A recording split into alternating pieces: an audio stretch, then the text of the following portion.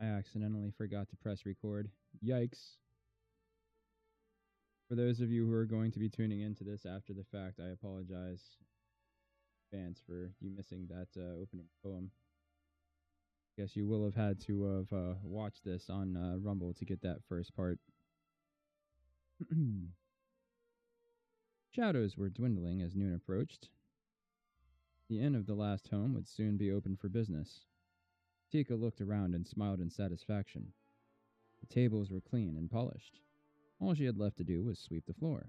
She began to shove aside the heavy wooden benches as Otik emerged from the kitchen, enveloped in fragrant steam. Should be another brisk day, for both the weather and business, he said, squeezing his stout body behind the bar. He began to set out mugs, whistling cheerfully. I'd like the business cooler and the weather warmer, said Tika, tugging at a bench. I walked my feet off yesterday and got little thanks and less tips. Such a gloomy crowd. Everybody nervous, jumping at every sound. I dropped a mug last night, and I swear, Retark drew his sword. Ah, Otik snorted. Retark's a solace seeker guard. They're always nervous. You'd be too if you had to work for Hedrick, that faint. Watch it, Tika warned. Otik shrugged. Unless the High Theocrat can fly now, he won't be listening to us. I'd hear his boots on the stairs before he could hear me. But Tika noticed he did lower his voice as he continued.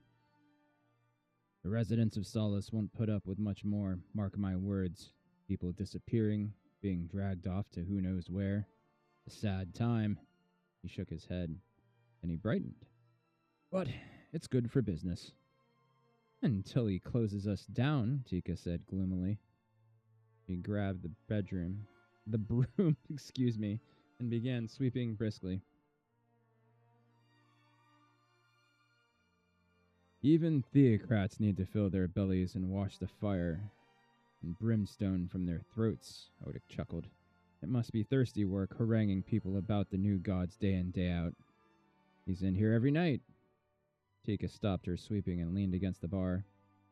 Otik, she said seriously, her voice subdued. There's other talk, too. Talk of war. Armies massing in the north. There are these strange hooded men in town hanging around with the High Theocrat, asking questions. Otik looked at the 19-year-old girl fondly. He reached out and patted her cheek. He'd been her father, almost, ever since her own had vanished so mysteriously. He tweaked her red curls. War. Ha! He sniffed. There's been talk of war ever since the Cataclysm. It is just talk, girl. Maybe the Theocrat makes it up just to keep people in line. I don't know, Tika frowned. The door opened. Both Tika and Otik started in alarm and turned to the door. They had not heard the footsteps on the stairs, and that was uncanny. The inn of last home was built high in the branches of a mighty Valenwood tree, as was every other building in Solace, with the exception of the blacksmith shop. The town people have decided to take to the trees during the terror and chaos following the cataclysm, and thus Solace had become a tree town, one of the few truly beautiful wonders left on Krynn. Sturdy wooden bridge walks connected the houses and businesses perched high above the ground, where 500 people went about their daily lives. The inn of the last home was the largest building in Solace and stood 40 feet off the ground. Stairs ran around the ancient Valenwood's gnarled trunk. As Otik had said, any visitor to the inn would have been heard approaching long before he was seen. But neither Tika nor Otik had heard the old man.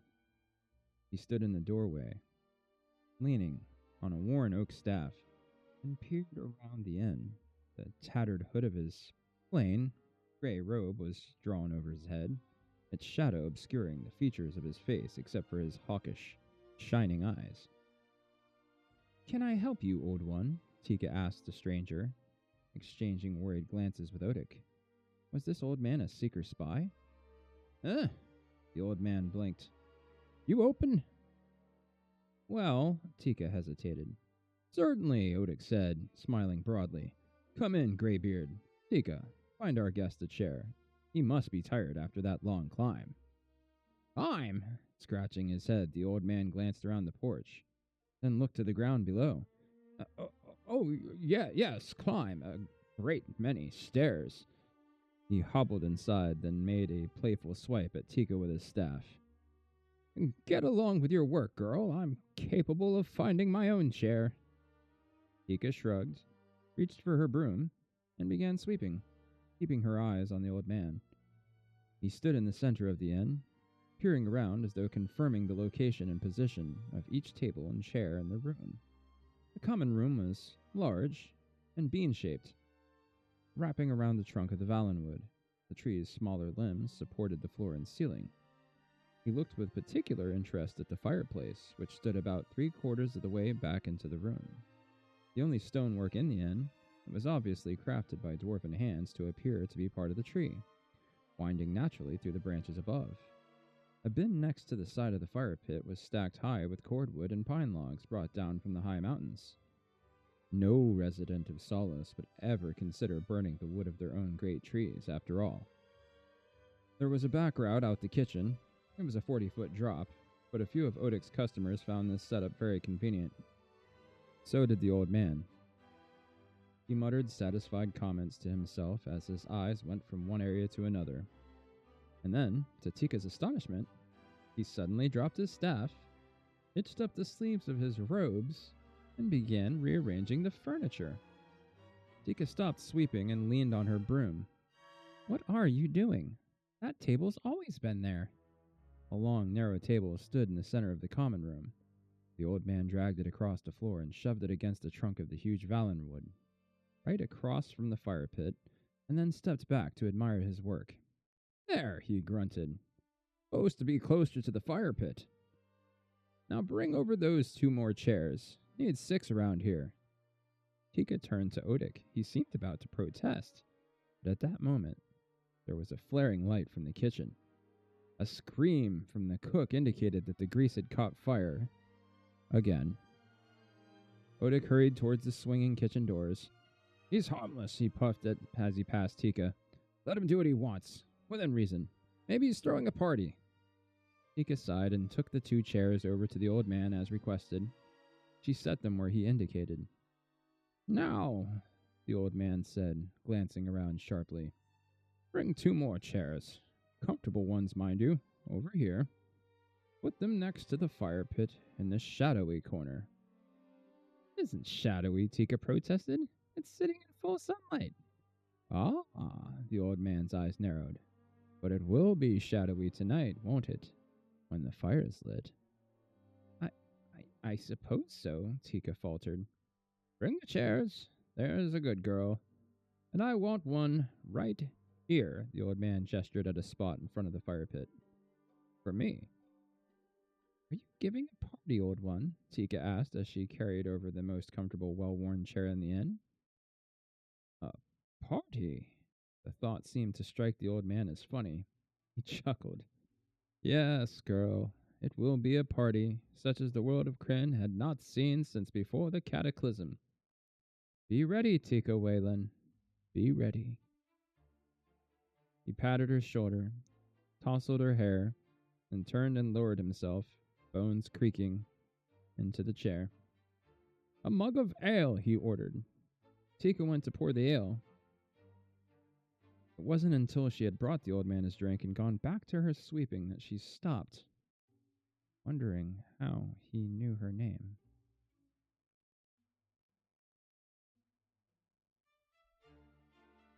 Well, I guess that was the prologue.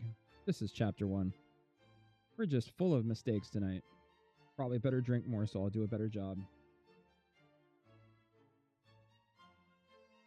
Didn't your dad ever drink when he read to you? Look at me. I am your daddy now, and I drink when I read. Chapter 1. Old friends meet, and a rude interruption. Flint Fireforge collapsed on a moss-covered boulder.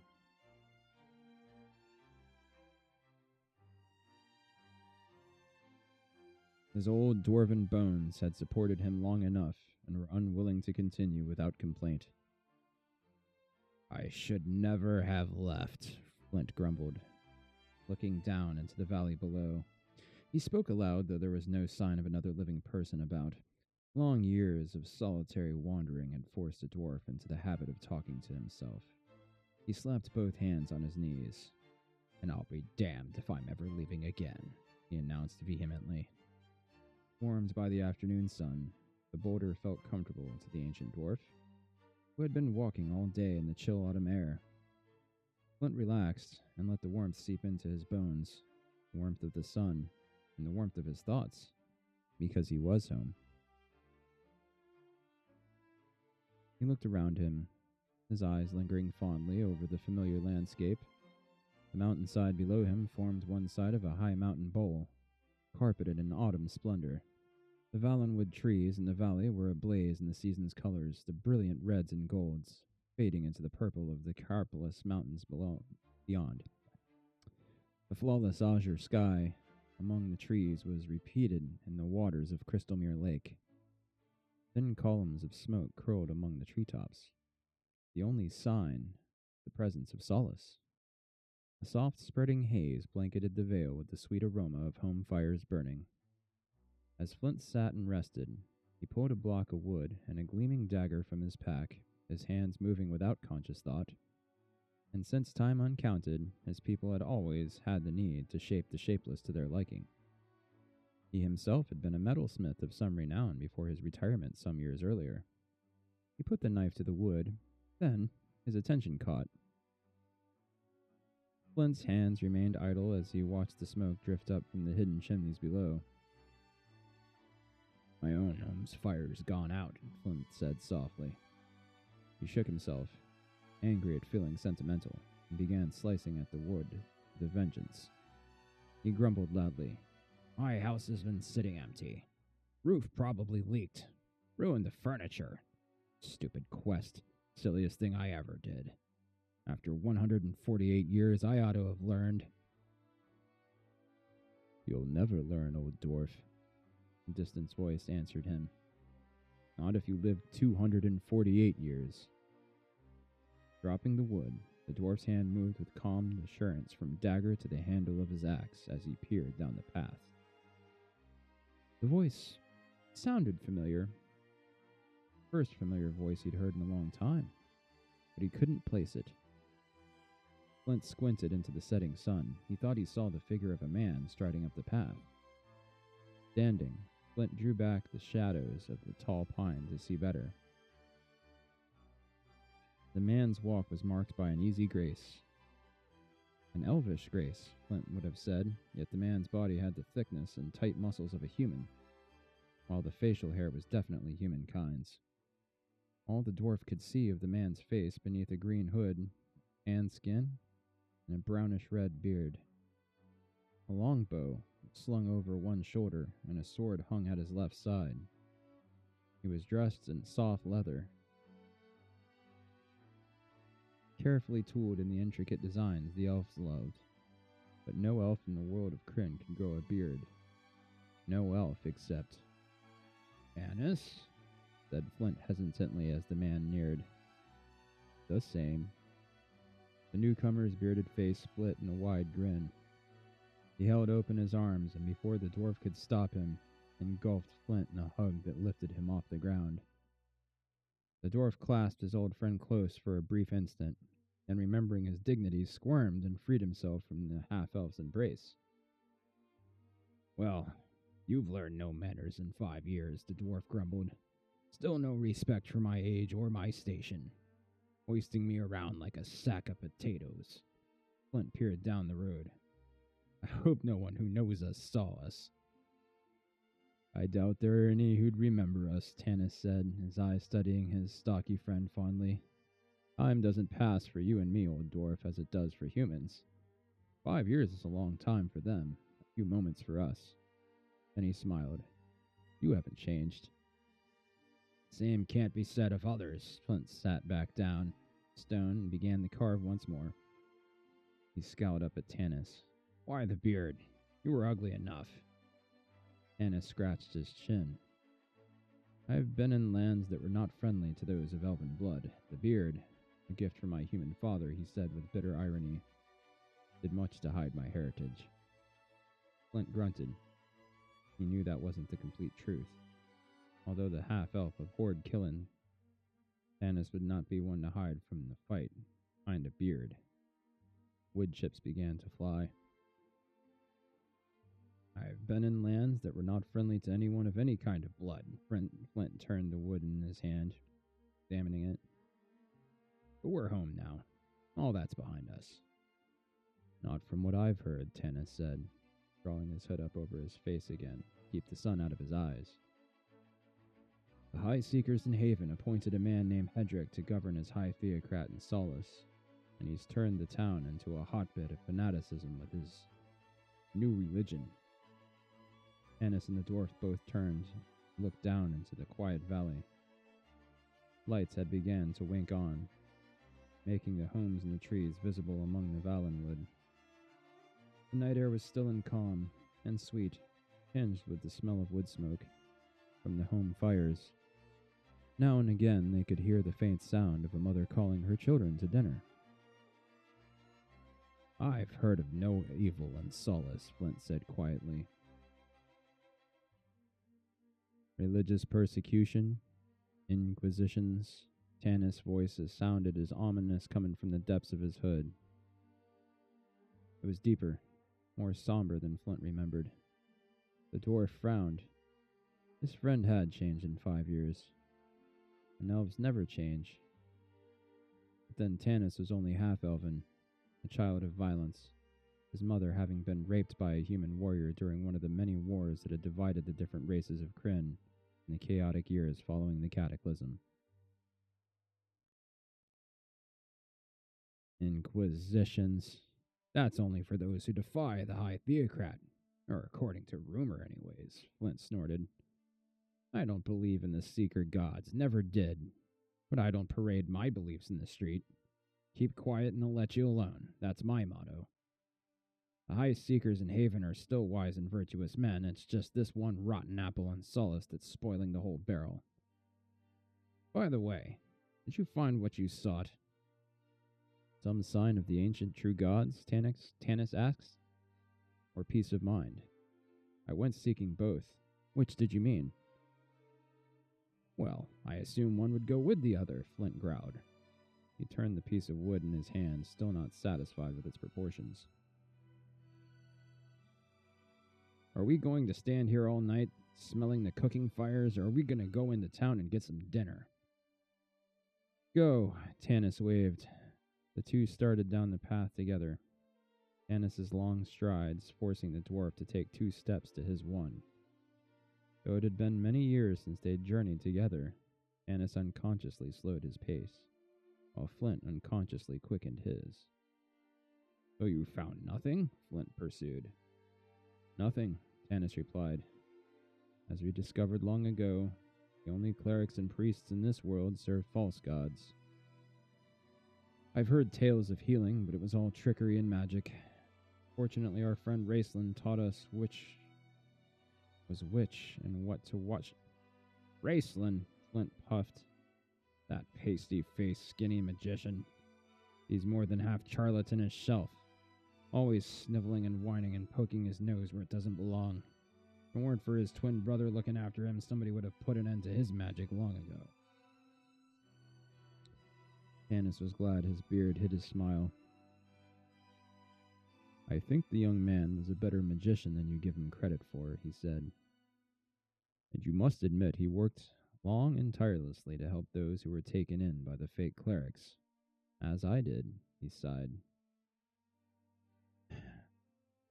For which you got little thanks, no doubt, the dwarf muttered. Very little, Tanis said. People want to believe in something, even if deep inside they know it is false. But what of you? How was your journey to your homelands? Flint stumped along without answering, his face grim. Finally he muttered, I should have never gone. He glanced up at Tanis, his eyes barely visible through the thick, overhanging white eyebrows, informing the half-elf that this turn of the conversation was not welcome. Tanis saw the look, but asked his questions anyhow. What of the dwarven clerics? The stories we heard. Not true. The clerics vanished 300 years ago, during the cataclysm, so say the elders. Much like the elves, Tanis mused. I saw. Tanis held out a warning hand. Flint came to a dead stop. What? He whispered. Tanis motioned. Over in that grove. Flint peered towards the trees, at the same time reaching for the battle axe that was strapped behind his back.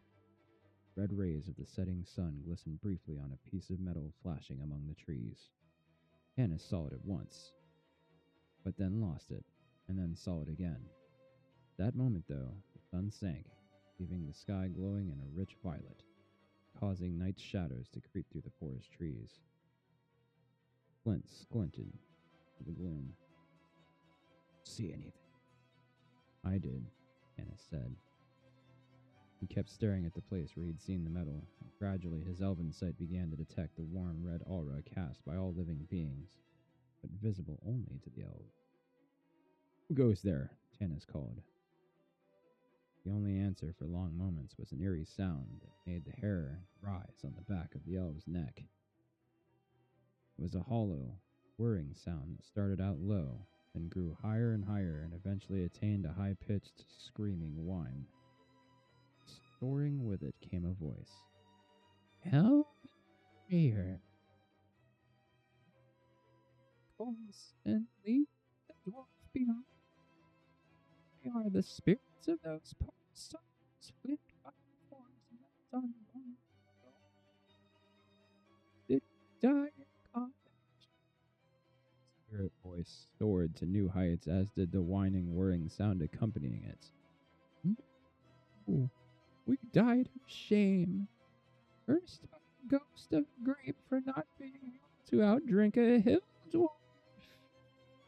Flint's beard was quivering with rage, and Tanis, bursting out laughing, was forced to grab the angry dwarf's shoulder to keep him from charging headlong into the brush. Damn the eyes of the elves, the spectral voice turned merry, and damn the beards of the dwarves. Wouldn't you know it, Flint groaned. Tasselhoff barefoot. There was a faint rustle in the underbrush, and then a small figure stood out on the path. It was a Kender, one of a race of people considered by many on Kryn to be as much a nuisance as mosquitoes. Small-boned, the Kender rarely grew over 4 feet tall. This particular Kender was about Flint's height, but his slight build and perpetually childlike face made him seem smaller.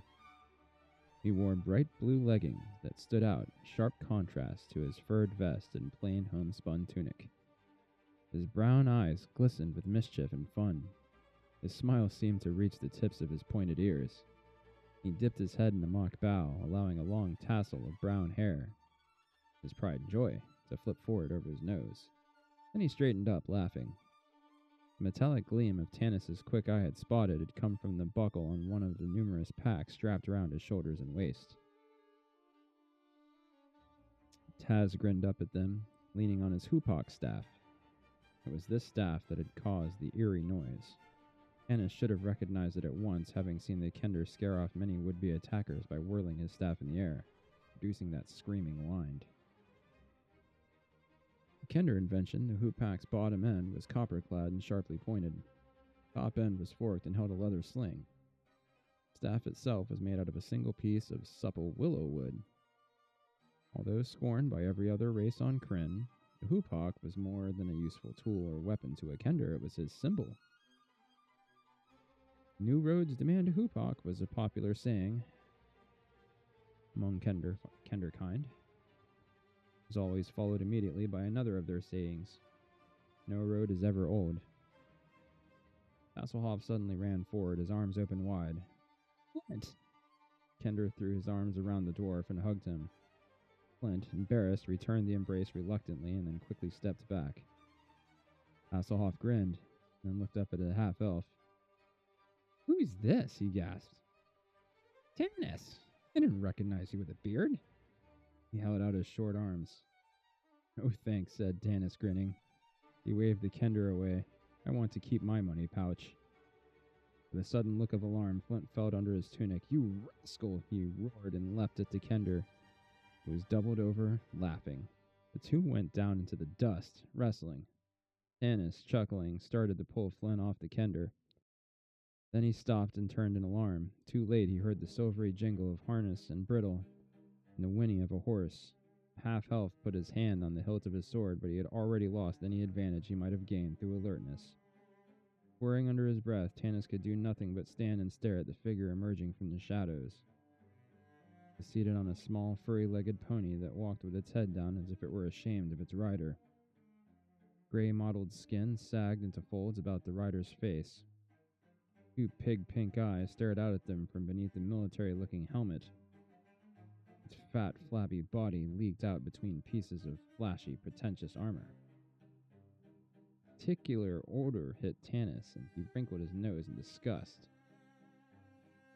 Hobgoblin, his brain registered. He loosened his sword and kicked at Flint, but at that moment, the dwarf gave a tremendous sneeze and sat up on the kender. "Horse," said Flint, sneezing again. "Mind you," Tanis replied quietly. Flint, hearing the warning note in his friend's voice, scrambled to his feet. Hasselhoff quickly did the same. Hobgoblin sat astride the pony, watching them with sneering, supercilious look on his flat face. Supercilious. Pink eyes were reflecting the last lingering traces of sunlight. "You see, boys," the hobgoblin stated, speaking the common tongue with a thick accent, "what fools we are dealing with here in Solace." There was gritty laughter from the trees behind the hobgoblin. 5 goblin guards, dressed in crude uniforms, came out on foot. They took up positions on either side of their leader's horse. I'm going to turn on the fan.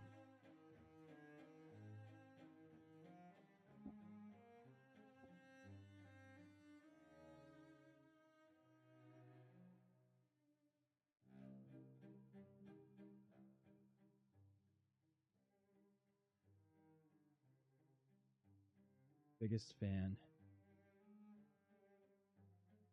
Literally, I only own 2 fans. That is my big error.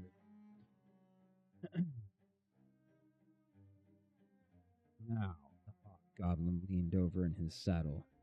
Tanis watched with a kind of horrible fascination as the creature's huge belly completely engulfed the pommel. "I am Viewmaster Teod, the leader of the forces that are keeping Solace protected from undesirable elements. And you have no right to be walking in the city limits after dark. You are under arrest." Viewmaster Toad leaned down to speak to a goblin near him. "Bring me the blue crystal staff if you find it on them," he said in the croaking goblin tongue. Tanis, Flint, and Hasselhoff all looked at each other questioningly. Each of them could speak some goblin, and Tass better than the others. Had they heard right? Blue crystal staff. "If they resist," added Viewmaster Toad, switching back to common for grand effect, "kill them." With that, he yanked on the reins, flicked his mount with the riding crop, and galloped off down the path towards town. Goblins? Solace? "This new theocrat has much to answer for," Flint spat. Blech. Reaching up, he swung his battle axe from its holder on his back and planted his feet firmly on the path, rocking back and forth until he felt himself balanced. "Very well," he announced. "Come on." "I advise you to retreat," Tanis said, throwing his cloak over one shoulder and drawing his sword. "We have had a long journey. We are hungry and tired and late for a meeting with friends we have not seen in a long time. We have no intention of being arrested." "Or being killed," added Hasselhoff. He had drawn no weapon, but stood staring at the goblins with interest. A bit taken aback, the goblins glanced at each other nervously. One cast a baleful look down the road where his leader had vanished off towards. The goblins were accustomed to bullying peddlers and farmers traveling to the small town, but not to challenging armed and obviously skilled fighters. But their hatred of the other races of Kryn was long-standing, and so they drew their long, curved blades. Flint strode forward, his hands getting a firm grip on the axe handle. There's only one creature I hate worse than a gully dwarf, he muttered, and that's a goblin. The goblin dove at Flint, hoping to knock him down. Flint swung his axe with deadly accuracy and timing. The goblin head rolled into the dust, the body crashing to the ground. What are you slime doing in Solace? Tanis asked, meeting the clumsy stab of another goblin skillfully. Their swords crossed and held for a moment, and then Tanis shoved the goblin backwards. You work for the High Theocrat? Theocrat, the goblin gurgled with laughter, swinging his weapon wildly. It ran at Tanis. That fool! Our Fewmaster works for the... The creature impaled itself on Tanis' sword. It groaned and then slid off onto the ground. Damn, Tanis swore and stared at the dead goblin in frustration. A clumsy idiot. I didn't want to kill it. Just find out who hired it. You'll find out who hired us sooner than you'd like, snarled another goblin, rushing at the distracted half-elf. Tanis turned quickly and disarmed the creature. He kicked it in its stomach, and the goblin crumpled over. Another goblin sprang at Flint, before the dwarf had time to recover from his lethal swing. He staggered backward, trying to regain his balance. And then Tasselhoff's shrill voice rang out. These scum will fight for anyone, Tanis. Throw them some dog meat once in a while they're in your ears forever. Dog meat, the goblin croaked and turned from Flint in a rage. How about kender meat, you little squeaker? Goblin flapped towards the apparently unarmed Kender, purplish-red hands grasping for his neck. Taz, without ever losing the innocent childlike expression on his face, reached into his fleecy vest, whipped out a dagger, and threw it, all in one motion. The goblin clutched his chest and fell with a groan. There was a sound of flapping feet as the remaining goblin fled. The battle was over. Anna sheathed his sword. Sheathed his sword.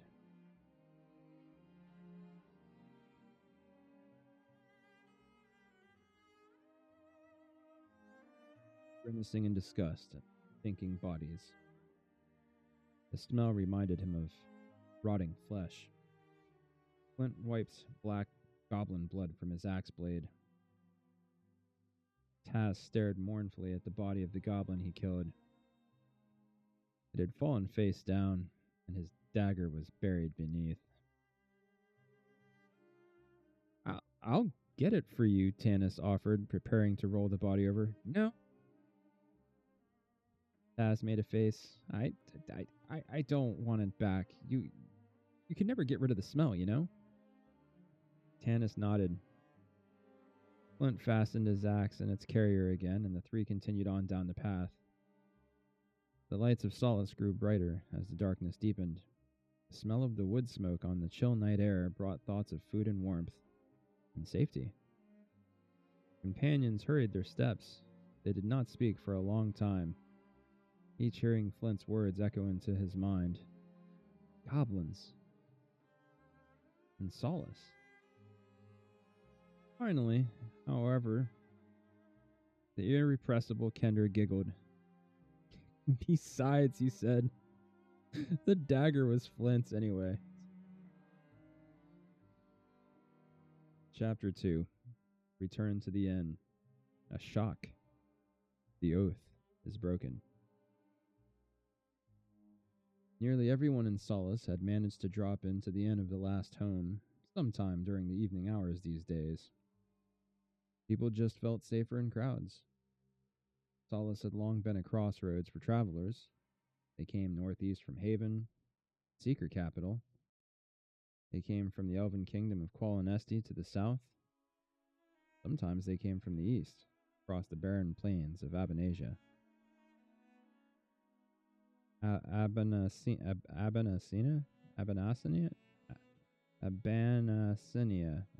Abanasinia. Let's just go with Abanasinia. That's a rough one. Throughout the civilized world, the inn of the last home was known as a traveler's refuge and a center for news. It was to the inn that the three friends turned their steps. The huge, convoluted trunk rose through the surrounding trees, and against the shadows of the Valenwood, the colored panes of the inn-stained glass windows glittered brightly. Sounds of life drifted down the windows. Lanterns hanging from the tree limbs lit the winding stairway. Though the autumn night was settling chill amid the Valenwoods of Solace, travelers felt the companionship and memories warm the soul and wash away the aches and sorrows of the road. The inn was so crowded on this night that the three were continually forced to stand aside on the stairs to let men, women, and children pass them. Tanis noted that people glanced at him and his companions with suspicion, not with the welcoming looks they would have gotten 5 years ago. Tanis's face grew grim. It was not the homecoming he had dreamed about. Never in the 50 years he had lived in Solace had he felt such tension. Rumors he'd heard about the malignant corruption of the Seekers must be true. 5 years ago, the men calling themselves Seekers, we seek the new gods, had been a loose-knit organization of clerics practicing their new religion in the towns of Haven, Solace, and Gateway. These clerics had been misguided, Tanis believed, but at least they had been honest and sincere. In the intervening years, however, the clerics had gained more and more status as their religion flourished, and soon they became concerned not so much with glory in the afterlife as with power on Krynn. They took over the governing of the towns with the people's blessing. A touch on Tanis's arms interrupted his thoughts. He turned and saw Flint silently pointing below. Looking down, Tanis saw guards marching past, walking in parties of 4. Armed to the teeth, they strutted with an air of self-importance. "Well, at least they're human, not goblin," Taz said. "That goblin sneered when I mentioned High Theocrat," Tanis mused. "As if they were working for someone else. I wonder what's going on." "Maybe our friends will know," Flint said. Maybe our friends will know, Flint said. "If they're here," Tasselhoff added. "A lot could have happened in 5 years." "They'll be here, if they're alive," Flint added in an undertone. "It was a sacred oath we took, to meet again after 5 years had passed and report what we'd found out about the evil spreading in the world. I think we should come home and find evil on our very doorsteps." "Shh, shh." Several passers-by looked so alarmed at the dwarf's words that Tanis shook his head.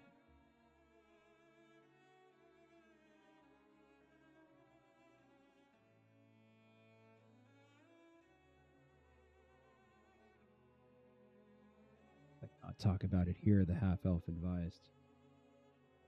Reaching the top of the stairs, Az flung the door open wide.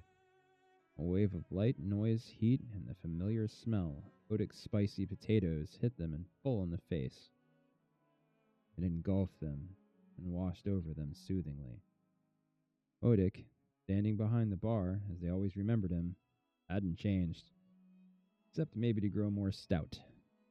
The inn didn't appear to have changed either, except to grow more comfortable.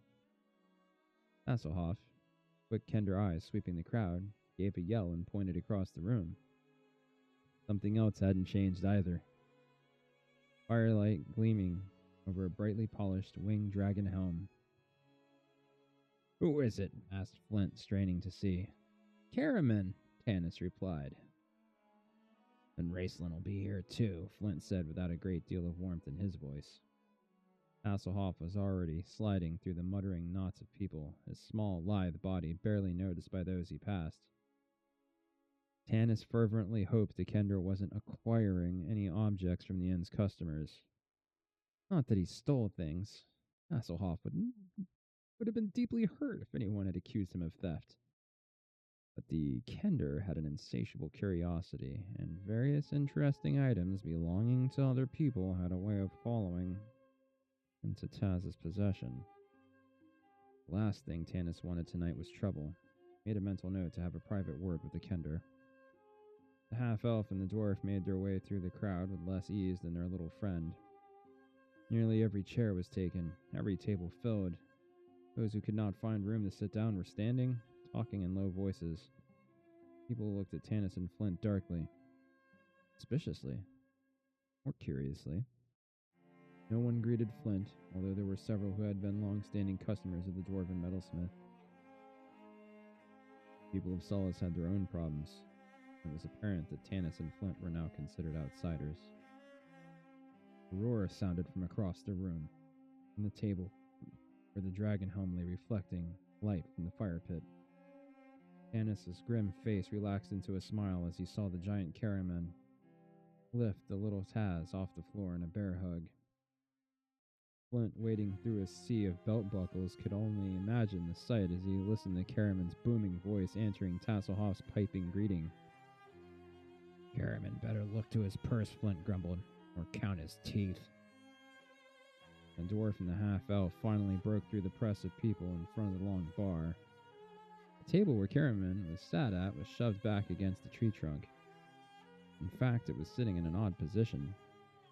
Tanis wondered why Odic had moved it when everything else remained exactly the same. But the thought was crushed out of him, for it was his turn to receive the big warrior's affectionate greeting.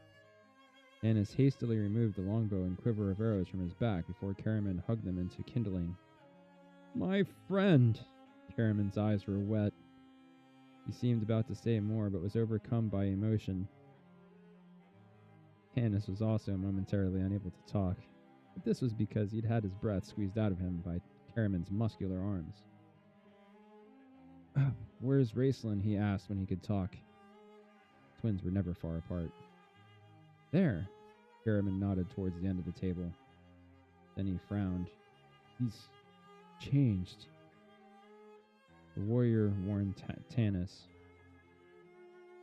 The half-elf looked into a corner formed by an irregularity of the Valenwood tree. The corner was shrouded in shadow, and for a moment he couldn't see anything after the glare of the firelight. And then he saw a slight figure sitting huddled in red robes, even in the heat of the nearby fire. The figure had a hood cast over its face. Tanis felt a sudden reluctance to speak to the young mage alone. The Tasselhoff had flitted away to find the barmaid, and Flint was being lifted off his feet by Caraman. Tanis moved to the end of the table. "Raceland?" he said, feeling a strange sense of foreboding. The robed figure looked up. "Tanis," the man whispered as he slowly pulled the hood off of his head. The half-elf sucked in his breath and fell back a pace. He stared in horror. The face that turned toward him from the shadows was a face out of a nightmare. "Changed," Caraman had said. Tanis shuddered. Changed wasn't the word. The mage's white skin had turned a golden color. It glistened in the firelight, faintly metallic quality, looking like a gruesome mask. The flesh had melted from the face, leaving the cheekbones outlined in dreadful shadows. The lips were pulled tight in a dark, straight line. It was the man's eyes that arrested Tanis and held him pinned in their terrible gaze. For the eyes were no longer the eyes of any living human Tanis had ever seen. The black pupils were now the shape of hourglasses. Pale blue irises Tanis remembered now glittered gold. "I see my opinion startles you," Raceland whispered. There was a faint suggestion of a smile on his thin lips. Sitting down across from the young man, Tanis swallowed. "In the name of the true gods, Raceland." Flint propped into a seat next to Tanis. "I've been hoisted into the air more times today than Rarks." Flint's eyes widened. "What evil's at work here? Are you cursed?" Orf gasped, staring at Raceland. Caraman took a seat next to his brother. He picked up his mug of ale and glanced at Raceland. "Will you tell him, Race?" he said in a low voice. "Yes," Raceland said, drawing the word out into a hiss. Made Tanis shiver. The young man spoke in a soft, wheezing voice barely above a whisper, as if it were all he could do to force the words out of his body. His long, nervous hands, which were the same golden color as his face, toyed absently with uneaten food on a plate before him.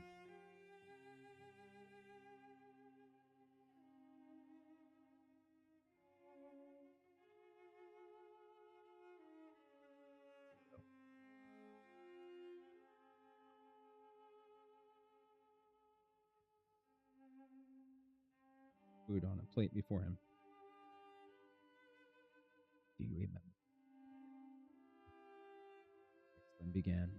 Brother and I planned a journey so secret, could not even tell you.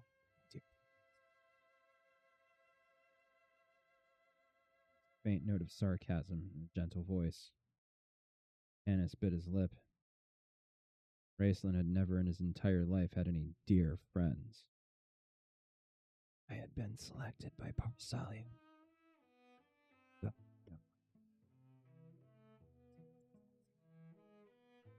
continued. The test? Tanis repeated, stunned. But you were too young. What? 20? Test is given only to mages who have studied years and years. Can imagine my pride, Raceland said coldly, irritated at the interruption. My brother traveled to this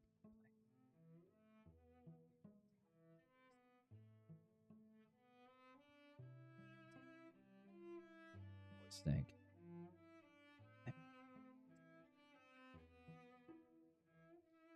Choked, obviously in the grip of some strong emotion.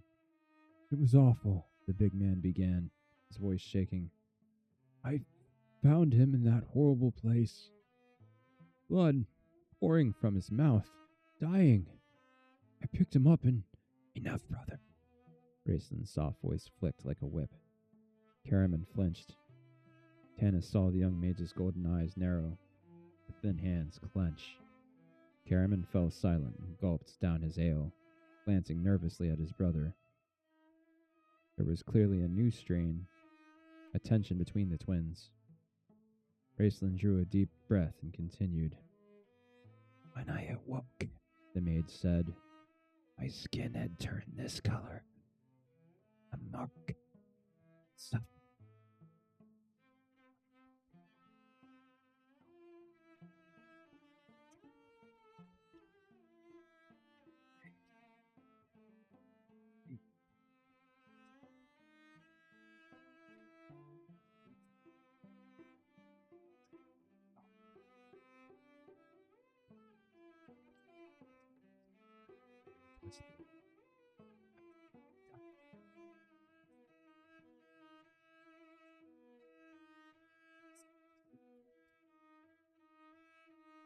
Raceland's thin claw-like hand gripped Tanis's arm.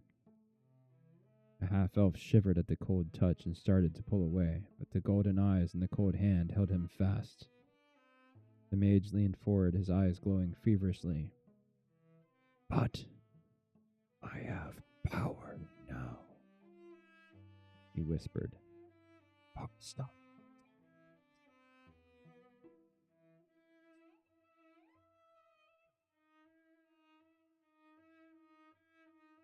Gestured. The staff of...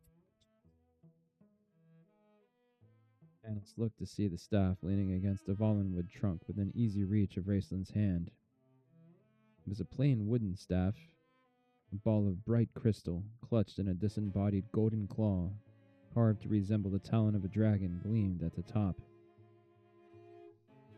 Was it worth it? Tanis asked quietly. Raceland stared at him. Then his lips parted in a caricature of a grin. He withdrew his hand from Tanis's arm and folded his arms in the sleeves of his robe. Of course, the mage hissed. Power.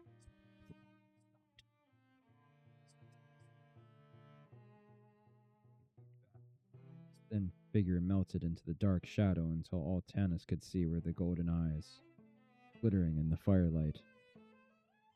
Ale, said Flint, clearing his throat, licking his lips as if he would wash a bad taste out of his mouth. Where's that Kender? I suppose he stole the barmaid. Here we are, cried Tass's cheerful voice. A tall, young, red-haired girl loomed behind him, carrying a tray of mugs. Karaman grinned. Now, Tanis, he boomed. Guess who this is? You too, Flint. You win, I'll buy this round. Glad to take his mind off Raceland's dark tale, Tanis stared at the laughing girl. Red hair curled around her face, her green eyes danced with fun. Freckles were lightly smattered across her nose and cheeks. Tanis seemed to remember the eyes, but beyond that he was blank.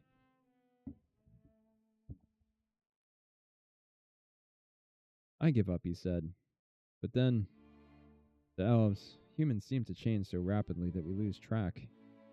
I'm 102, yet seem no more than 30 to you. And to me, those 100 years seem as 30. This young woman must have been a child when we left. I was 14, the girl laughed and set the tray down on the table. And Karaman used to say I was so ugly my father would have to pay someone to marry me. Take off! Flint slammed his fist on the table. You're buying, you great oaf, he pointed at Karaman. No fair, the giant laughed. She gave you a clue. Well, the years have proved him wrong, Tanis said, smiling. I've traveled many roads, and you're one of the prettiest girls I've seen on Kryn. Tika blushed with pleasure. Then her face darkened. By the way, Tanis, she reached into her pocket and drew forth a cylindrical object. This arrived for you today, under strange circumstances. Tanis frowned and reached for the object. It was a small scroll case made of black, highly polished wood. He slowly removed a thin piece of parchment and unrolled it. His heart thudded painfully at the sight of the bold black handwriting. From Kitiara, he said finally, knowing his voice sounded strained and unnatural. He's not coming. There was a moment's silence. That's done it, Flint said. Circle is broken, the oath denied. Bad luck. Shook his head. Bad luck. Chapter 3. Night of Solamnia. The Old Man's Party.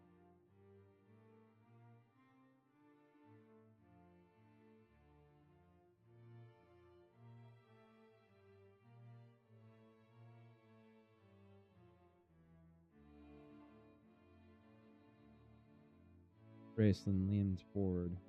He and Karaman exchanged glances. Thoughts passed wordlessly between them. A rare moment. Only great personal difficulty or danger ever made the twins' close kinship apparent. Kitiara was their older half-sister. Kitiara.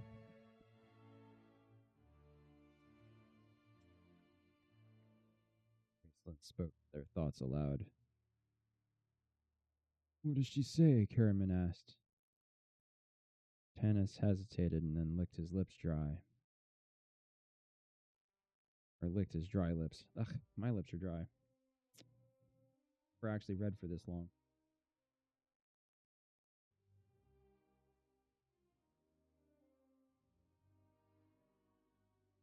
Her duties with her new lord keep her busy. She sends her regards and best wishes to all of us.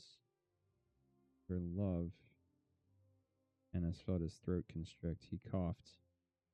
Her love to her brothers and to... He paused and then rolled up the parchment. That's all. Love to who? Tasselhoff asked brightly. Oh, glared at Flint, who had trod upon his foot. The Kender saw Tanis flush. Oh, he said, feeling stupid. Do you know who she means? Tanis asked the brothers. What new lord does she talk about? Who knows with Kitiara? Raceland shrugged, thin shoulders. Last time he saw her was here. In the end.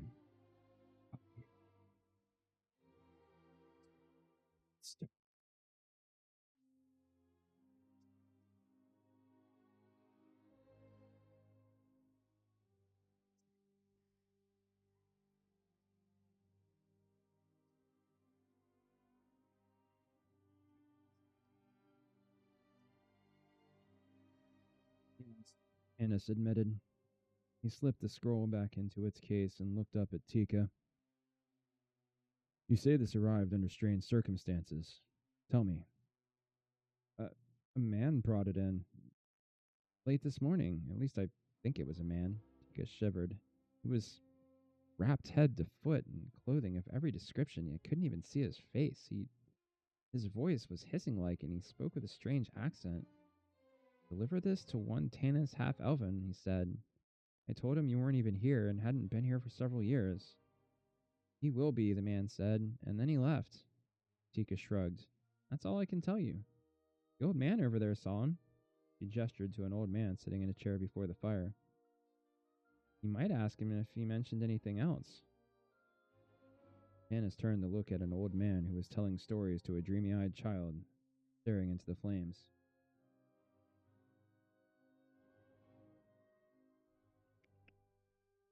Flint touched his arm. Here comes one that can tell you more, the dwarf said. Sturm, Tanis said warmly, turning towards the door. Everyone except Raceland turned. The mage relapsed into the shadows once more. At the door stood a straight-backed figure dressed in full plate armor and chainmail, symbol of the Order of the Rose on the breastplate. A great many people in the inn turned to stare, scowling. The man was a Solamnic knight, and the Knights of Solamnia had fallen into ill repute up north. Rumors of their corruption had spread even this far south. The few who recognized Sturm as a longtime former resident of Solace shrugged and turned back to their drinking. Those who did not continued to stare. In these days of peace, it was unusual enough to see a knight in full armor enter the inn, but it was still more unusual to see a knight in full armor that dated back practically to the Cataclysm. Sturm received the stares as accolades due his rank, carefully smoothed his great thick mustaches, which being the ages-old symbol of the knights were as obsolete as his armor. He bore the trappings of the Solamnic knights with unquestioned pride, and he had the sword arm and the skill to defend that pride. Although people in the inn stared, no one, after one look at the knight's calm, cold eyes, dared snicker or make a derogatory comment. The knight held the door open for a tall man and woman heavily cloaked in furs. The woman must have spoken a word of thanks to Sturm, for he bowed to her in a courtly, old-fashioned manner, long dead in the modern world. Look at that, Karaman shook his head in admiration. The gallant knight helps the lady fair. I wonder where he dragged up those two. They're barbarians from the plains, said Taz, standing on a chair, waving his arms to his friend. That's the dress of the Kishu tribe. Apparently the plainsmen declined any offer Sturm made, for the knight bowed again and left them. He walked across the crowded inn with a proud and noble air, such as he might have worn walking forward to be knighted by the king. Tanis rose to his feet. Sturm came to him and threw his arms around his friend. Tanis gripped him tightly, feeling the knight's strong, sinewy arms clasp him in affection. Then the two stood back to look at each other for a brief moment. Sturm hasn't changed, Tanis thought, except that there are more lines around the sad eyes, more gray in the brown hair. The cloak is a little more frayed, and there are a few more dents in the ancient armor. But the knight's flowing mustaches, his pride and joy, were long and sweeping as ever. His shield was polished just as brightly, his brown eyes just as warm when he saw his friends. And you have a beard, Sturm said with amusement. Then the knight turned to greet Karaman and Flint. Hasselhoff dashed off the table after more ale, Tika having been called away to serve others in the growing crowd, as was forced to find her. Greetings, knight, whispered Raceland from his corner. Sturm's face grew solemn, and he turned to greet the other twin. Raceland, he said. Mage drew back his hood, letting the light fall on his face. Sturm was too well bred to let his astonishment show beyond a slight exclamation. But his eyes widened. Tanis realized the young mage was getting a cynical pleasure out of seeing his friend's discomfiture. Can I get you something, Raceland? Tanis asked. No, thank you, the mage answered, moving into the shadows once again. He eats practically nothing, Karaman said in a worried tone. Think he lives on air. Some plants live on air, Tasselhoff stated, returning with Sturm's ale. I've seen 'em. They hover up off the ground. Their roots suck food and water out of the atmosphere. Really? Karaman's eyes were wide. I don't know who's the greater idiot, Flint said in disgust. Well, we're all here. What news? All? Sturm looked at Tanis questioningly. Kitiara? Not coming, Tanis replied steadily. We were hoping perhaps you could tell us something. Not I, the knight frowned. We traveled north together and parted soon after the crossing of the sea narrows into Old Salamnia. She was going to look up relatives of her father, she said. That was the last I saw of her. Well, I suppose that's that, Tanis sighed. What of your relatives, Sturm? Did you find your father? Sturm began to talk. Tanis only half listened to Sturm's tale of his travels in his ancestral lands of Salamnia. Tanis's thoughts were on Kitiara. Of all of his friends, she had been the one he most longed to see. After 5 years of trying to get her dark eyes and crooked smile out of his mind, he discovered that his longing for her grew daily.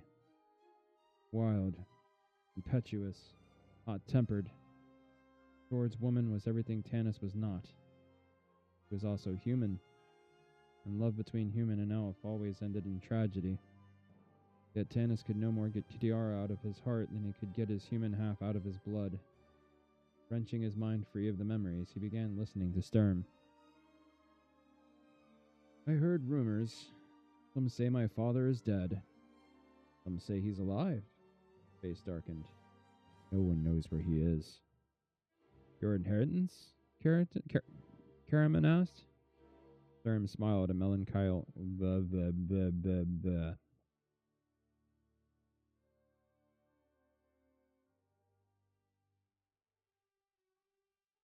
Sturm smiled, a melancholy smile that softened the lines of his proud face.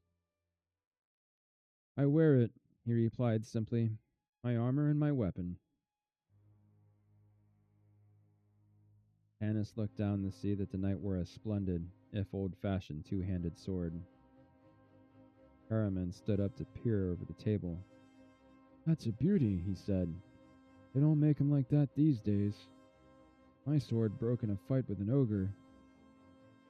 Theros Ironfeld put a new blade on it today, but it cost me dearly. You're a knight now? Sturm's smile vanished.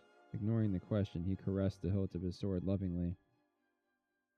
According to the legend, this sword will break only if I do, he said. It was all that was left of my father's... Suddenly, Taz, who hadn't been listening, interrupted.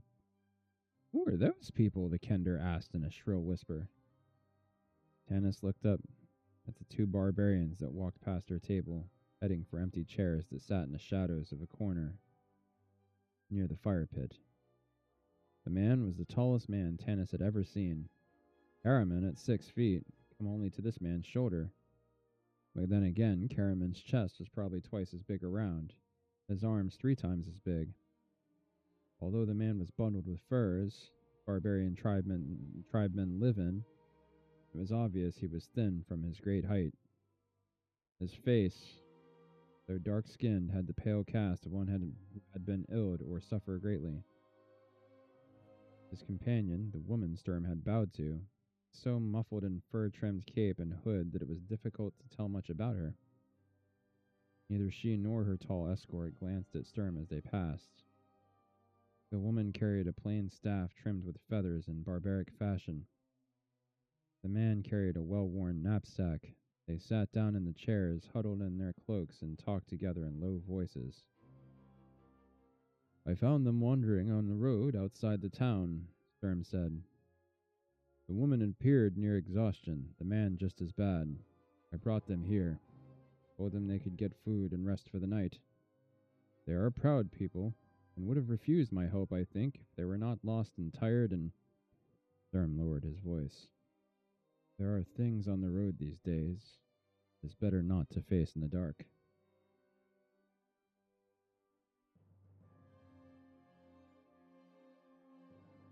We met some of them, asking about a staff, Tanis said grimly. He described their encounter with a few Master Teod. Although Sturm smiled at the description of the battle, he shook his head. A seeker guard questioned me about a staff outside, he said. Blue crystal, wasn't it?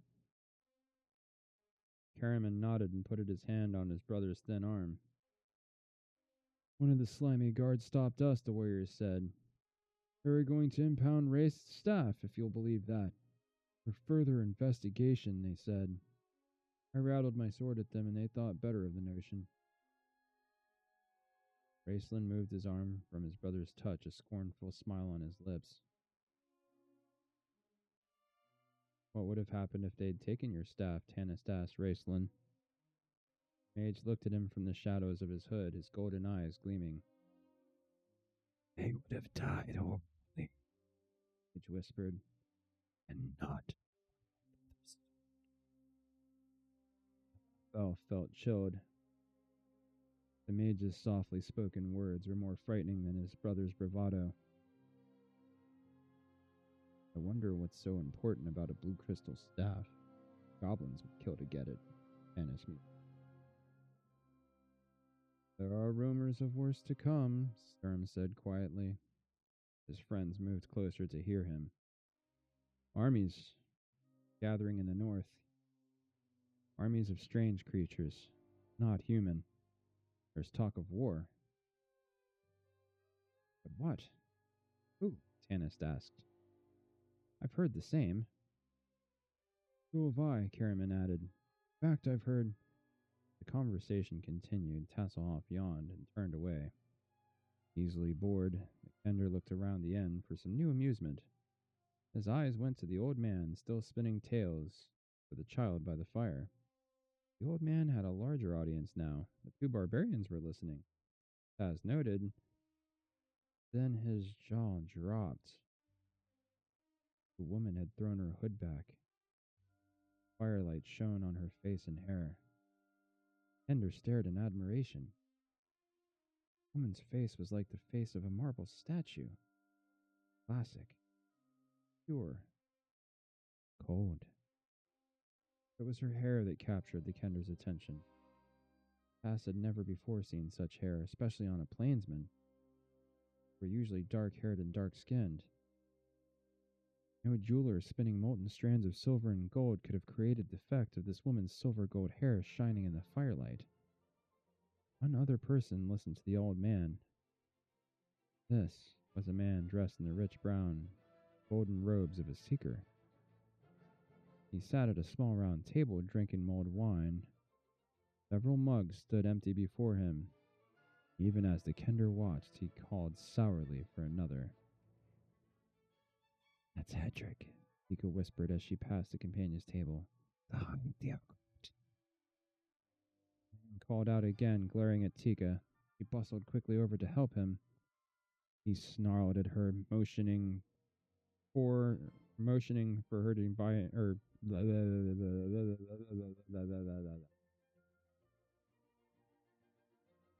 Motioning for drink and mentioning poor service.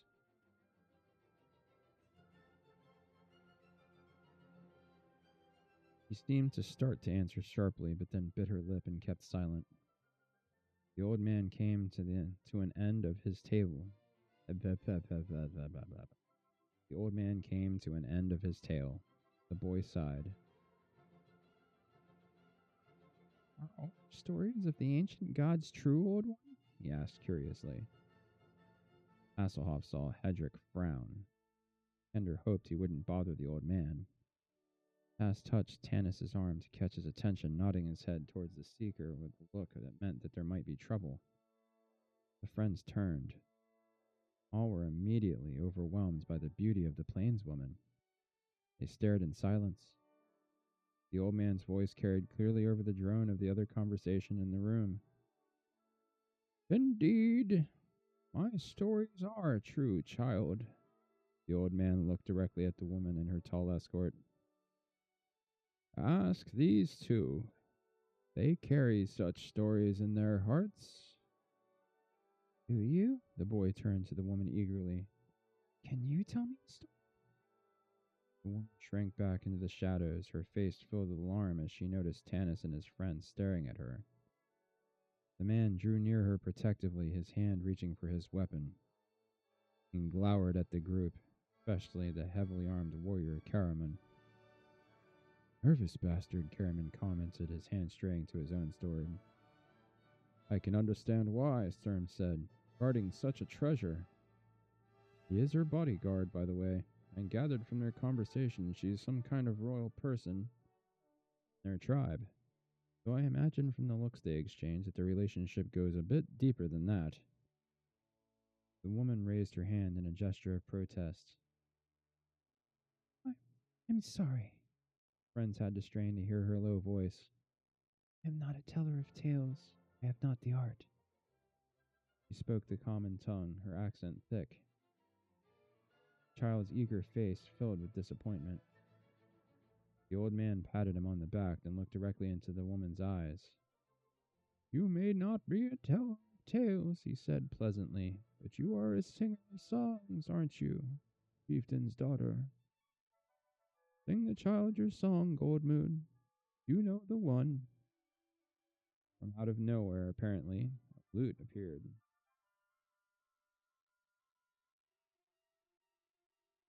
In the old man's hands, he gave it to the woman, who stared at him in fear and astonishment. How do you know me, sir? She asked. That is not important, the old man smiled gently. Sing for us, chieftain's daughter. The woman took her lute with hands that trembled visibly. Her companion seemed to make a whispered protest, but she did not hear him. Her eyes were held fast by the glittering black eyes of the old man. Slowly, as if in a trance, he began to strum the lute. As the melancholy chords drifted through the common room, conversation ceased, and soon everyone was watching her. She did not notice. Goldmoon sang for the old man alone.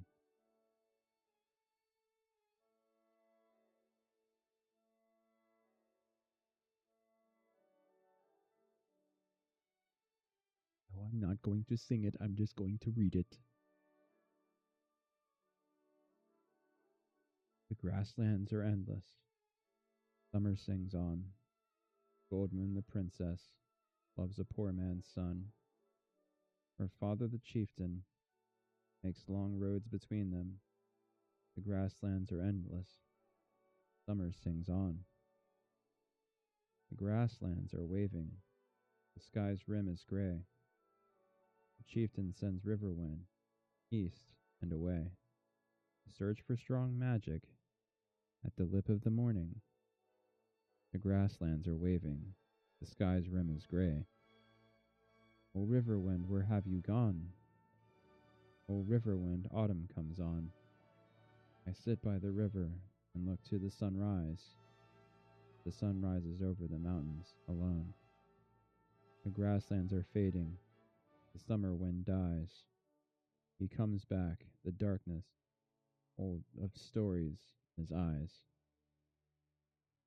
He carries a blue staff, bright as a glacier. The grasslands are fading. Summer wind dies. The grasslands are fragile, as yellow as flame. The chieftain makes mockery of Riverwind's claim.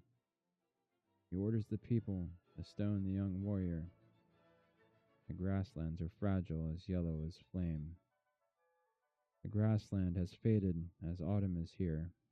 The girl joins her lover. Stones whistle near. The staff flares in blue light, and both of them vanish. The grasslands are faded, and autumn is here. There was heavy silence in the room as her hand struck the final chord. Taking a deep breath, she handed the lute back to the old man and withdrew into the shadows once more. Thank you, my dear, the old man said, smiling. Now can I restore? The little boy asked wistfully. Of course, the old man answered and settled back in his chair. Once upon a time, great god Paladine Paladine, the child interrupted. I've never heard of a god named Paladine. A snorting sound came from the high theocrat sitting at a nearby table. Tanis looked at Hedrick, whose face was flushed and scowling. The old man appeared not to notice. Paladine is one of the ancient gods, child. No one has worshipped him for a long time. Why did he leave? The little boy asked. He did not leave us, the old man answered, and his smile grew sad. Men left him after the dark days of the cataclysm. They blamed the destruction of worlds on the old gods instead of on themselves, as they should have done. Have you the Canticle of the Dragon? Oh, yes, the boy said eagerly. I love stories about dragons. Though Papa said dragons never existed. I believe in them, though. I hope to see one day. The old man's face seemed to age and grow sorrowful. He stroked the young boy's hair. Be careful what you wish, my child, he said softly, and then he fell silent. Story, the boy prompted. Oh, yes. But once upon a time, Paladine heard the prayer of a knight. A canticle? Yes, that's the one. He despair because he thought he would never see his homeland again. He prayed to Paladine for help, and there suddenly approached before him a white stag. Did Humus shoot it? The boy asked. He started to, but his heart failed him. He could not shoot an animal so magnificent. The stag bounded away, and it stopped and looked back at him as if waiting, and so Huma began to follow it. Day and night he followed the stag until it led him to his homeland. He offered thanks to the god Paladine. Blasphemy! Snarled a voice loudly. The chair crashed back. Annas put down his mug of ale, looking up. Everyone at the table stopped drinking to watch the drunken theocrat. Blasphemy! Hedrick, weaving unsteady on his feet, pointed at the old man. Heretic! Corrupting our youth! I'll bring you before the council, old man! The seeker fell back a step, then staggered forward again. He looked about the room with a pompous air. Call the guards! He made a grandiose gesture. Have them arrest this man and this woman for singing lewd songs. Obviously a witch. I'll confiscate this staff. Seeker lurched across the floor to the barbarian woman, who was staring at him in disgust. He reached clumsily for her staff. No, the woman called Goldmoon spoke coolly. That is mine, and you cannot take it. Which? The seeker sneered. I am the high theocrat. I take what I want. He started to make another grab for the staff. The woman's tall companion rose to his feet. The chieftain's daughter says you will not take it, the man said harshly. He shoved the seeker backwards. The tall man's push was not rough, but it knocked the drunken theocrat completely off balance. His arms flailing wildly, he tried to catch himself. He lurched forward, too far, tripping over his official robes, fell head first into the roaring fire. There was a whoosh, and a flare of light, and a sickening smell of burning flesh. The theocrat's scream tore through the stunned silence as the crazed man leapt to his feet and started whirling around in a frenzy. He had become a living torch. Hannes and the others sat, unable to move, paralyzed with the shock of the incident. Only Tasselhoff had wits enough to run forward, anxious to try and help the man. But the theocrat was screaming and waving his arms, fanning the flames that were consuming his clothes and his body. There seemed no way that the little Kender could help him. Here! The old man grabbed the barbarian's feather-decorated staff and handed it to the Kender. Knock him down, then we can smother the fire. Hasselhoff took the staff. He swung it using all his strength, hit the theocrat squarely in the chest. The man fell to the ground. There was a gasp from the crowd. Hasselhoff himself stood, open-mouthed, and the staff clutched in his hand, staring down amazed at the sight at his feet. Flames had died instantly. The man's robes were whole, undamaged. His skin was pink and healthy. He sat up, a look of fear and awe on his face. Stared at his hands and his robes, and there was not a mark on his skin. There was not the smallest cinder smoking on his robes. "It healed him," the old man proclaimed loudly. "The staff! Look at the staff!" Hasselhoff's eyes went to the staff in his hands. It was made of blue crystal and was glowing with a bright blue light. The old man began shouting, "All the gods! It's the kingdom!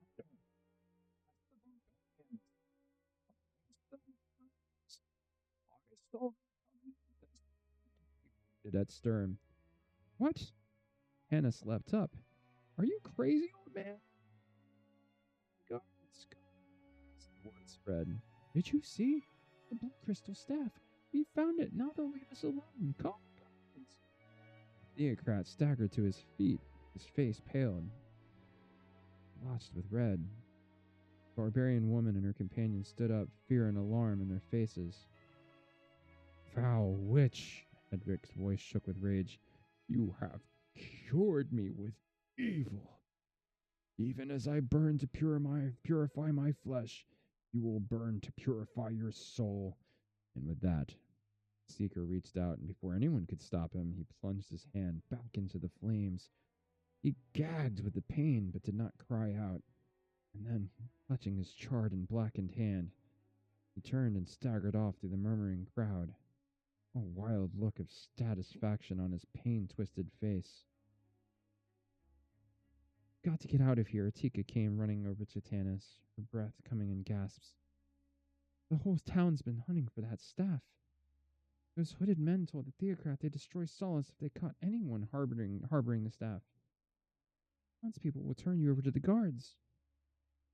"But it's not our staff," Tanis protested. He glared at the old man, saw him settle back into his chair, pleased smile on his face. The old man grinned at Tanis and winked. "You think they'll believe you?" Tinka wrung her hands. "Look." Tanis looked around, and people were glaring at them balefully. Some took a firm grip on their mugs, and others eased their hands onto the hilts of their swords. Shouts from down below drew his eyes back to his friends. "The guards are coming!" exclaimed Tika. Tanis rose. "We'll have to go out through the kitchen." "Yes," she nodded. "They won't look back there yet, but hurry. It won't take them long to surround the place." Years of being apart had not affected the companions' ability to react as a team to threat of danger. Karaman had pulled on his shining helm, drawn his sword, shouldered his pack, and was helping his brother to his feet.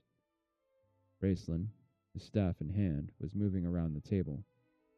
Flint had hold of his battle axe and was frowning darkly at the onlookers who seemed hesitant about rushing to attack such well-armed men. Only Sturm sat calmly drinking his ale. "Sturm," Tanis said urgently. "Come on, we've got to get out of here." "Run?" The knight appeared astonished. "From this room?" "Yes." Tanis paused. The knight's code of honor forbade running from danger. He had to convince him. "That man is a religious fanatic, Sturm. He'll probably burn us at the stake and," sudden thought, rescued him. "There is a lady to protect." "The lady, of course." Sturm stood up at once and walked over to the woman. "Madam, your servant," he bowed. The courtly knight would not be hurried. "It seemed we were all in this together. Your staff has placed us into considerable danger, you most of all. We are familiar with the area around here and grew up here. You, I know, are strangers. We would be honored to accompany you and your gallant friend and guard your lives. Come on, Tika urged, tugging on Tanis's arm. Harriman and Raceland were already at the kitchen door. Get the kender, Tanis told her. Hasselhoff stood, rooted to the floor, staring at the staff, rapidly fading back to its nondescript brown color. Tika grabbed Taz by his topknot and pulled him toward the kitchen. Kender shrieked, dropping the staff, and then Goldmoon swiftly picked it up, clutching it close to her. Although frightened, her eyes were clear and steady as she looked at Sturm and Tanis.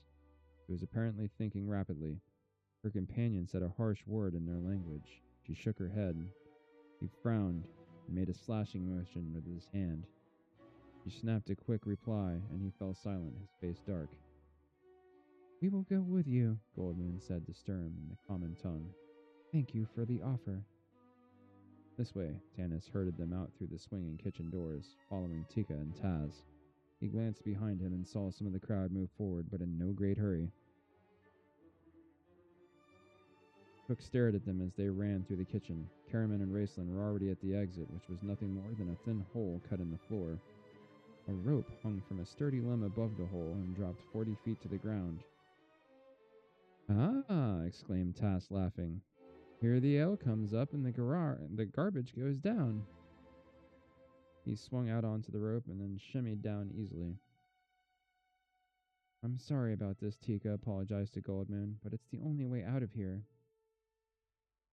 I can climb down a rope, and the woman smiled and added, though I admit it has been many years. He handed her staff to her companion and grasped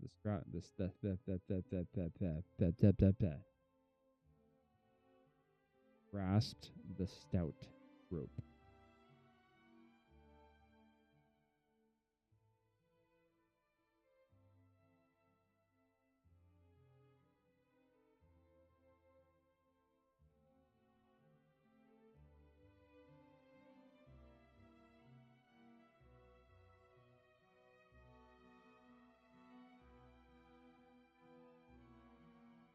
Began to descend, moving skillfully hand over hand.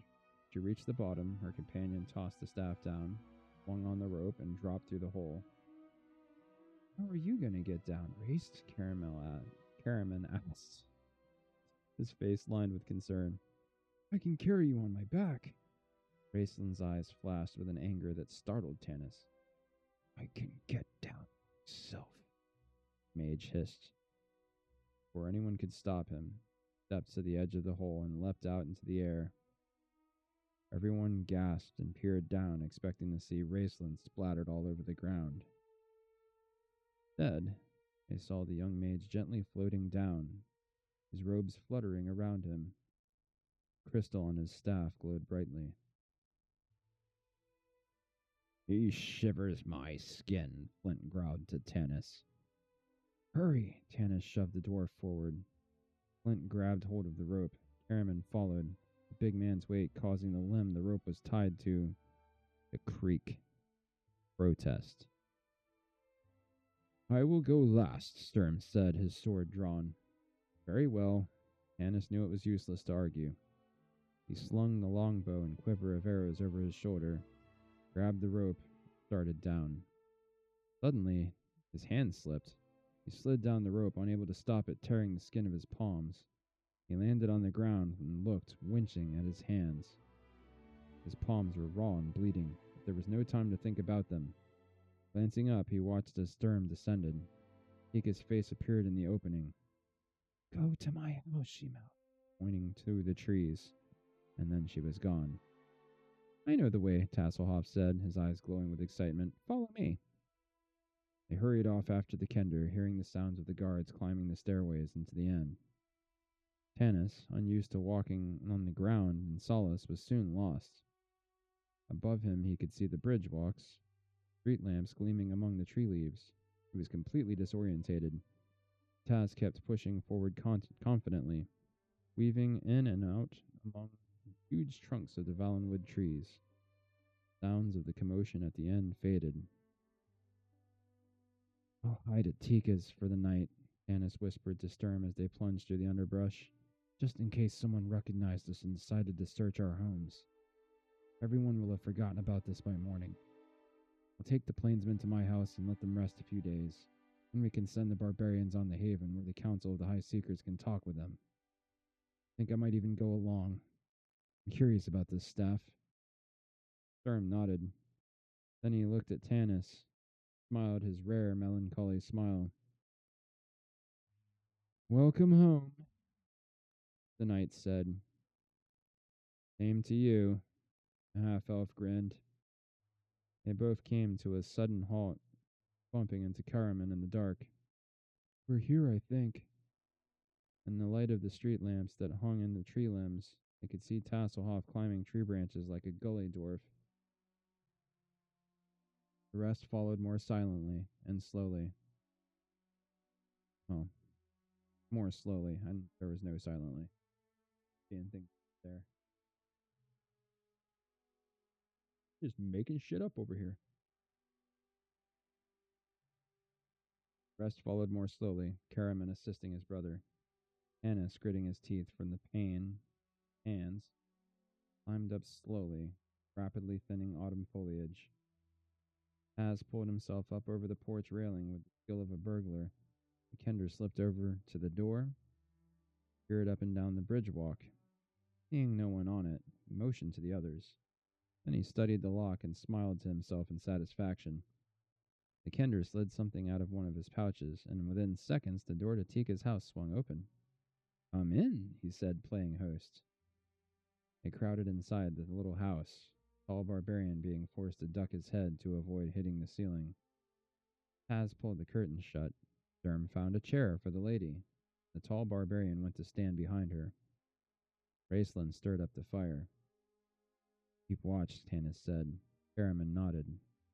The warrior had already posted himself at a window, staring out into the darkness. Light from a street lamp gleamed through the curtains into the room, casting dark shadows onto the walls. For long moments no one spoke, each staring at the others. Tanis sat down. His eyes turned to the woman. The blue crystal staff, he said quietly. It healed that man. How? I do not know, she faltered. I haven't had it very long. Tanis looked down at his hands. They were bleeding where the rope had peeled off of his skin. He held them out to her, slowly. Her face pale, the woman touched him with the staff. It began to glow blue. Tanis felt a slight shocks tingle through his body. Even as he watched, the blood on his palms vanished. Skin became smooth and unscarred. Pain eased and soon left him completely. True healing, he said. Awe.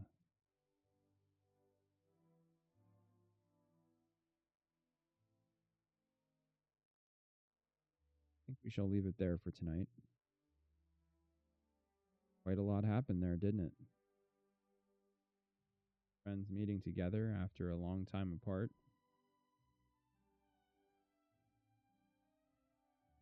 Times being tough in an uneasy world. War on the verge. Right at everyone's doorstep the world over. All of this transpiring in a broken world. And the mystery of the new gods and the old gods.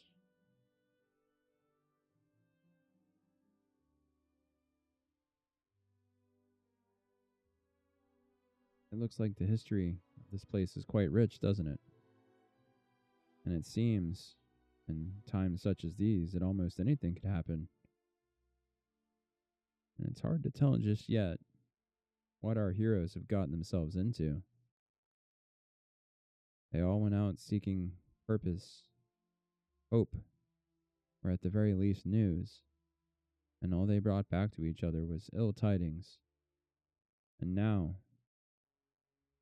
after these charlatan seekers have made many promises with their mouths that their abilities and their wisdom could not cash, comes actual magic. And what of Raceland? What a shady fellow he is,